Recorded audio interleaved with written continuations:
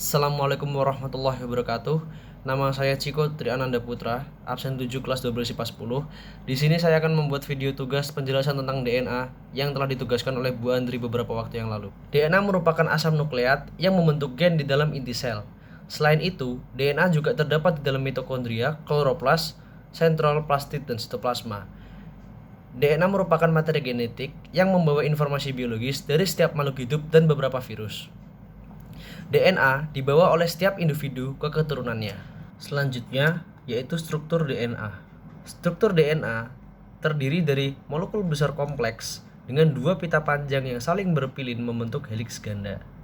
Setiap DNA terbentuk dari ratusan hingga ribuan polimer nukleotida.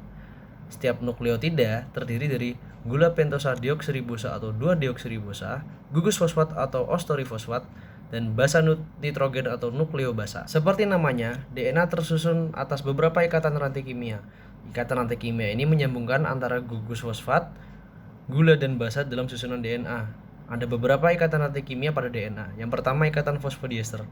Ikatan fosfodiester ini menyambungkan antara gugus fosfat dari satu nukleotida ke gula dari nukleotida berikutnya. Yang kedua adalah ikatan nitrogen, yaitu ikatan antar pasangan basa nitrogen. Yang ketiga adalah ikatan gula deoksiribosa dan basa nitrogen. Tapi ikatan ini memiliki 4 ikatan lagi. Yang pertama ada deoksidenosin monofosfat, yaitu ikatan antara gula deoksiribosa dan basa adenin. Yang kedua itu adalah deoksiguanin monofosfat, yaitu ikatan antara gula deoksiribosa dan basa guanin. Yang ketiga adalah deoksisistidin monofosfat, yaitu ikatan antara gula deoksiribosa dan basa sitosin. Yang terakhir adalah deoksitimidin monofosfat, yaitu ikatan antara gula deoksiribosa dan basa tidin. DNA sebagai materi genetik memiliki fungsi pada tubuh makhluk hidup.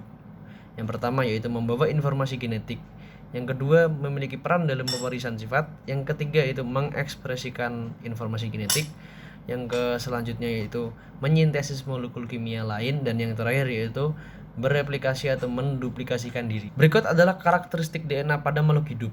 Yang pertama, jumlah DNA dalam sel atau spesies itu konstan atau tetap. Yang kedua, kandungan DNA dalam sel bergantung pada jumlah kromosom. Selanjutnya yaitu bentuk dari DNA pada inti sel eukariotik itu seperti benang yang tidak bercabang.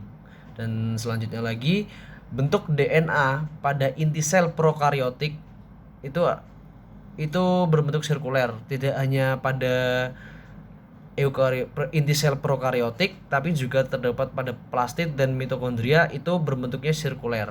Yang selanjutnya itu replikasi DNA.